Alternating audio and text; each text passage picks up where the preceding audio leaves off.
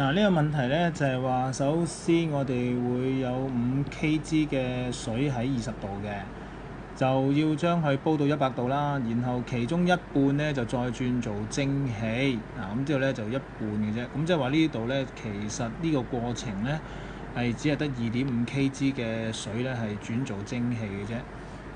兩個過程啦，一個過程咧就係升溫嘅，由20度去到100度，咁我哋用MC Delta T 計到佢所需要嘅能量啦。咁而第二個過程咧就係氣化嘅，咁我哋用 mL 咧嚟到去計算到佢所需要嘅能量啦。咁所以我哋寫嘅時候咧，E 等於咧就係 MC Delta T 啦，咁再加上 mL 啦。留心呢兩個 M 咧應該係唔同㗎嚇。咁首先第一個 M 咧就係講緊5kg啦。C 就係4200，Delta T 咧就係由100度同200度嘅相差啦，升到去100度。好啦，咁第二階段咧就只係得一半嘅水即係所以咧就係0.5乘5啦，就乘咧呢一個蒸發所需要嘅潛熱，咁就2.26乘10嘅6次方。